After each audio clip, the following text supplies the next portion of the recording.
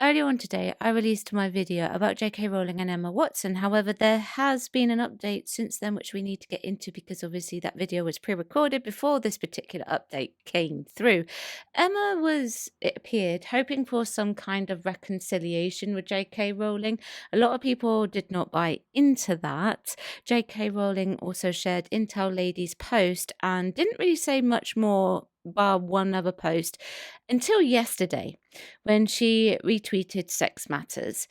And I would say, in my opinion, that this reconciliation that Emma appeared to be hoping for has been denied. Hello and welcome back to Chat About It, Don't Shout About It with me, Rachel, the Queen of the Woke, as crowned by one of my haters. I crown you Queen of the Woke!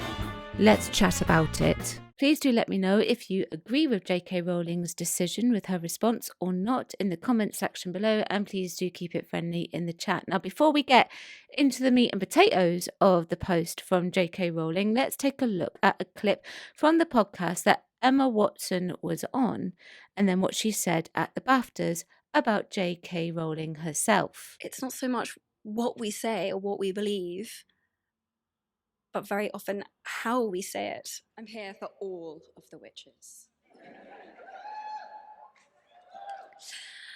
No one's disposable. You see that? I'm here for all the witches, bar one. I remember when that clip went viral, and the reason why I played that clip is because it plays into the next clip that I've got from Good Morning Britain, which was retweeted by Sex Matters, and J.K. Rowling's post as well. So let's take a look at this particular tweet from Sex Matters first. Well, I'd like to think so. And I think there are some other positive signs too that things are shifting. When you see the media starting to say trans women are men, then I think we really are winning. But Emma Watson was careful, wasn't she, not to go too far. I think what she's going to find now is you can't sit on the fence. She was a real cheerleader for Mermaids, the charity, and for transitioning children and for people knowing who they are. There's also kind of there's that clip of her at the BAFTAs, and it was just kind of like a really snidey, there's that bit where she says, I'm here for all the witch, like, but one. Or what, yeah, it was just nasty. Yeah. That was the clip that was shared. Now, this lady, her name is Fiona. She's absolutely right, because in this case, you cannot sit on the fence with this because you're either in or you're out. That's what it would appear to me anyway. So this, of course, naturally prompted a response from J.K. Rowling because what Emma said naturally went viral. It's gone down very badly with a lot of people. So let's take a look at what J.K. Rowling said, because it's actually very important, in my opinion, to take note of it. So she posted this on X. I'm seeing quite a bit of comment about this, so I want to make a couple of points. I'm not owed eternal agreement from any actor who once played a character I created. The idea is as ludicrous as me checking with the boss I had when I was 21 for what opinions I should hold these days. Emma Watson and her co-stars have every right to embrace gender identity ideology. Such beliefs are legally protected, and I wouldn't want to see any of them threatened with loss of work or violence or death because of them. This is very true. She's 100% correct in this case. They can have those beliefs. They are protected beliefs. And she said the same about Papa Esiadu, who was cast as Snape after he signed that letter and about the Supreme Court, and it would be very immoral for violence or loss of work or death to be put against anyone, just let alone the people she's ever mentioned. So she goes on then to say this. However, Emma and Dan in particular have both made it clear over the last few years that they think our formal professional association gives them a particular right, nay, obligation to critique me and my views in public.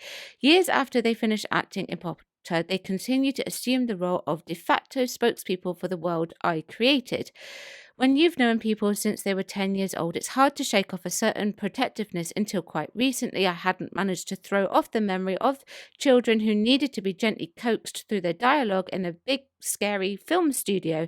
For the past few years, I've repeatedly declined invitations from journalists to comment on Emma specifically, most notably on the witch trials of J.K. Rowling. Ironically, I told the producer that I didn't want her to be hounded as the result of anything I said. Notice how she refers to Emma and Dan specifically, not necessarily Rupert Grint. And this is because, in my opinion, Rupert Grint didn't come down in full-blown hardcore like Emma and Dan did. Yes, they are not the de facto spokespeople for Harry Potter, and they never will be. It is something, though, that they will be forever tied to because it was a job that they did appear in, and naturally, of course, they're going to hold that attachment. I think they could perhaps have gone down the route of well, we can agree to disagree, but I respect that fact that you have that opinion, and it was because of her books that's where I got my start in my career, in my life, much like Tom Felton really does, like I said earlier, although Tom Felton tends to stay out of the politics of it. Unfortunately, you can't like J.K. Rowling and be a trans ally. From what I've seen, those two do not go hand in hand. And it also should be noted that J.K. Rowling didn't, I should say, really pass comment all that much on the Golden Trio, in particular Emma. And I think there was perhaps just one prior to this and Emma's podcast. And I've followed J.K. Rowling for years. Now, this next part is something else, though. This is a reveal that I was never expecting to hear. Let's read it.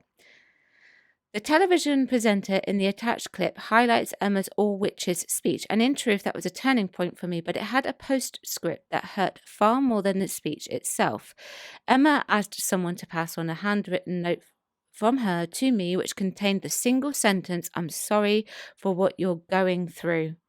She has my phone number. This was back when the death, rape, and torture threats against me were at their peak, and at a time when my personal security measures had to be tightened considerably, and I was constantly worried for my family's safety. Emma had just publicly poured more petrol on the flames, yet thought a one-line expression of concern from her would reassure me of her fundamental sympathy and kindness. Now, this is what J.K. Rowling has said. Emma had given her a note saying, "I'm sorry for what you're going through." But never could she ever, if this is true, and I'll take her word for it, could say that publicly.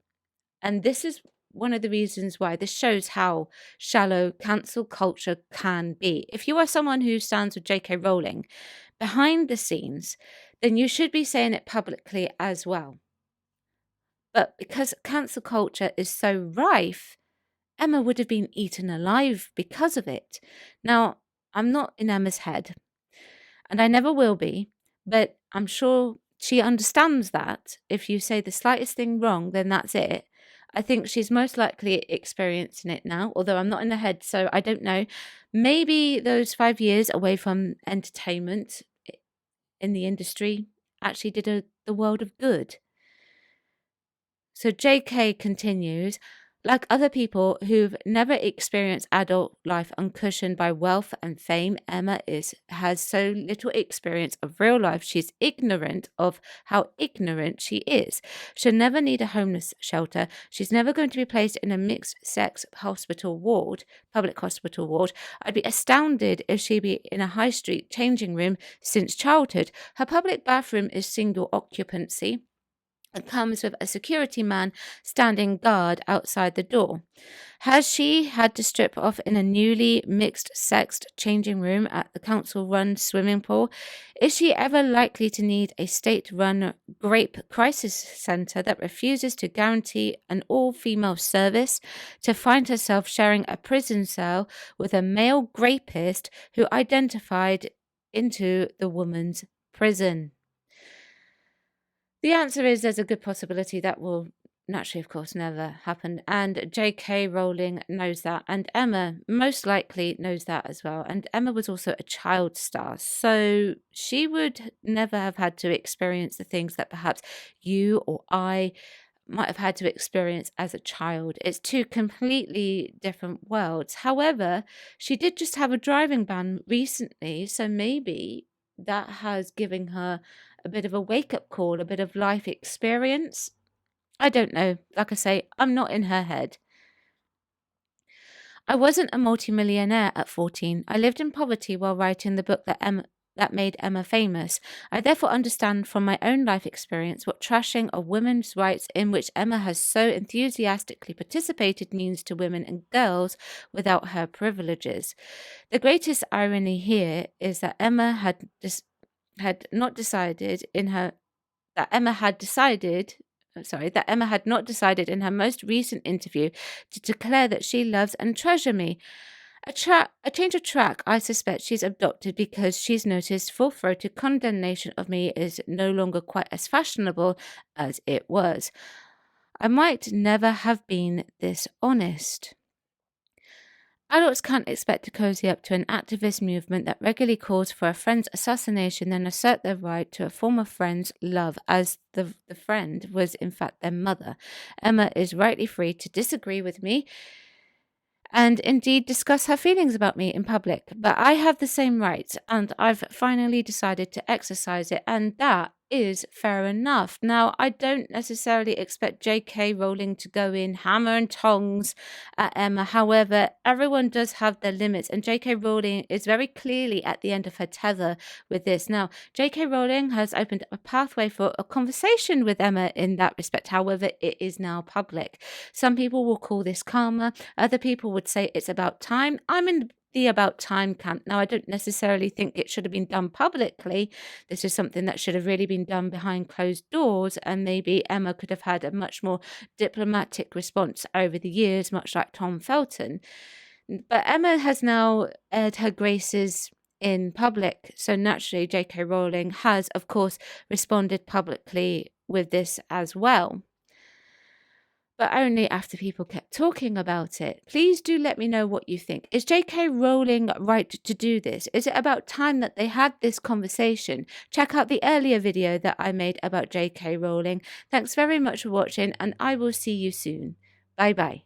Thank you for watching today. Don't forget you can join me on my other platforms as well. I've got YouTube, Rumble, Spotify, X, TikTok, Instagram, Locals, Substack, and I also have a Discord. Everything is linked below.